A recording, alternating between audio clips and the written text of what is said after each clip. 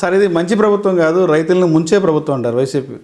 ఏమంటారు దాని గురించి? నిజంగా ఇది రైతులను ముంచే ప్రభుత్వం, మంచి ప్రభుత్వం అంటారా? వాస్తవంగా అయితే ఇప్పుడు ఎంతో కొంత నేను ఇందాకనే చెప్పాను, కేవలం 6-7 నెలల వ్యవధి ఒక ప్రభుత్వం యొక్క దీన్ని నిర్ణయించే సమయం కాదు.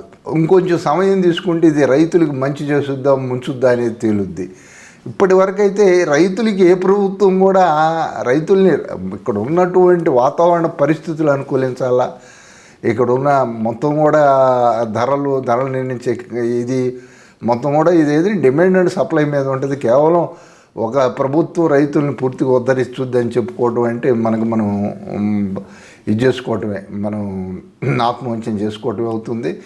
కొద్ది గొప్ప రైతులకు కానీ లేకపోతే ప్రజలకు కానీ రాష్ట్రానికి మేలు చేసే ప్రభుత్వం ఖచ్చితంగా కూటమి ప్రభుత్వమే, అది కూడా చంద్రబాబు నాయుడు గారే, అందుట్లో అనుమానం లేదు. కానీ అయితే కేవలం ఈయనే మొత్తం రైతులందరినీ ఉద్ధరిస్తాడు. రేపు పొద్దున్నే రైతులందరికీ కూడా స్టీల్ క్యారేజీలో భోజనాలు పోతాయి, వాళ్ళు వ్యవసాయ పనులు కూడా చేసే పని లేదని చెప్పుకోవడం, ఇదంతా కూడా రైతుల యొక్క స్థితిగతులు అనేది పండించే పంటలు, వాటి యొక్క ధరలు, అదేవిధంగా వాతావరణ పరిస్థితులు ఇవన్నీ కూడా అనుకూలించడం ద్వారా తప్ప వీళ్ళిచ్చే మన వాళ్ళు ప్రభుత్వాలు ఇచ్చే సబ్సిడీల వల్ల కానీ ఇవన్నీ కూడా పెద్ద వాళ్ళని ఒరగబెట్టవు. నేను ఎందుకంటే నేను ఒక రైతుగా నేను మిర్చి పండించా, పసుపు పండించా, పత్తి పండించా, వరి ధాన్యం పండించాను, అన్ని రకాల పంటలు పండించిన రైతుగా నేను అనుభవంతో చెబుతున్నా. వాళ్ళు పెద్దగా వీళ్ళ నుంచి కూడా ఆశించేది ఏముండదు. కాకపోతే ఏంటంటే ఈ మిర్చియార్డులో ఉన్నటువంటి దోపిడీలు ఇవన్నీ కూడా కాస్త అరికట్టి, ఎందుకంటే ఇక్కడ దొంగలు ఉంటారు, కాజేస్తూ ఉంటారు మిర్చి, పైపిచ్చి వాళ్ళ మీద దాడులు చేస్తూ ఉంటారు, దౌర్జన్యం చేస్తూ ఉంటారు. ఇవన్నీ జరగకుండా వాళ్ళకి ఏదో కాస్త లోన్ ఫెసిలిటీ, బ్యాంకుల ద్వారా లోన్ ఫెసిలిటీ వాళ్ళకి ఏదైనా ఉంటే అట్లా, కానీ ఏదైనా సబ్సిడీ మీద ఎరువులు, పురుగు మందులు లాంటివి కానీ అవి కూడా మరి ప్రభుత్వాలు అందజేస్తే బాగుంటుంది, విత్తనాలు ఇవన్నీ.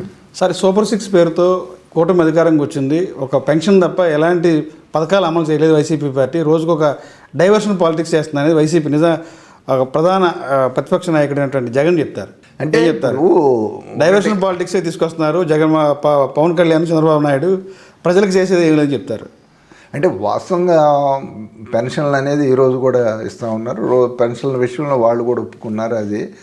ఇకపోతే ఈ ఫ్రీ బస్సుది కూడా ఇప్పుడు దాంట్లో అక్కడ వెళ్ళారు, అది కూడా వేశారు, అది కూడా రేపు శివరాత్రి నుంచి అది కూడా అమల్లోకి రాబోతూ ఉంది. ఇకపోతే ఆ గ్యాస్ కూడా మొన్ననే గ్యాస్ సిలిండర్ కూడా దీపం పథకం కూడా అమల్లోకి వచ్చింది. ఇక తల్లికి వందనం అట్లానే ఫీజు రియంబర్స్మెంట్ అది ఇక తొందరలో అది కూడా చేస్తారు. ఎందుకంటే ఇక్కడ నిధుల కొరత చాలా తీవ్రంగా ఉంది. ఆ నిధుల కొరతను అధిగమించాలంటే సంపద సృష్టించబడాలి.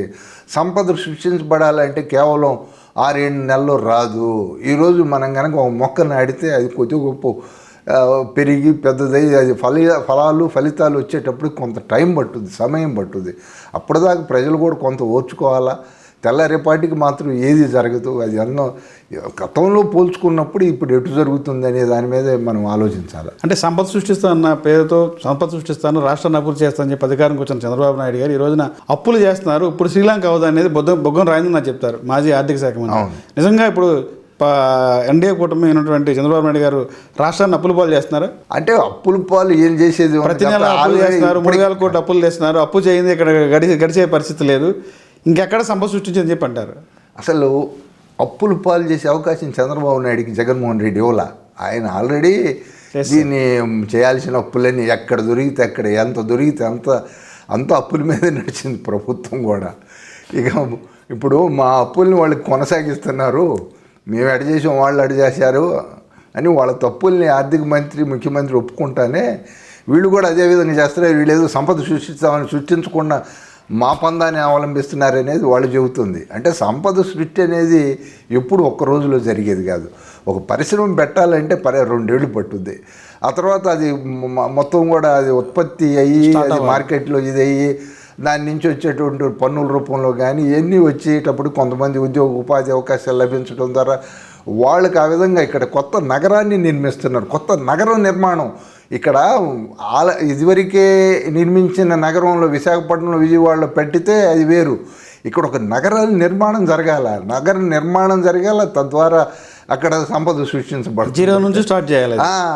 అంతేగాని ఇప్పుడు వాళ్ళు అంటున్నారని మనం అనవసరం భుజాలతో ఊడుకోవటం కూడా పద్దాకులు వాళ్ళ గురించి ఆలోచన. ఎందుకంటే అతను అంత మానసిక పరిస్థితి అతను బాగలేదా లేదా లేకపోతే అతనికి మరి పూర్తి పరిపక్వత లేదా రాజకీయంగా కానీ మరొక విధంగా జగన్మోహన్ రెడ్డికి అర్థం కావట్లేదు. కానీ అతను చేసిన నష్టం అనేది ఇంకొక 20 ఏళ్ల దాకా తీర్చలేనిది, కోలుకోలేనిది.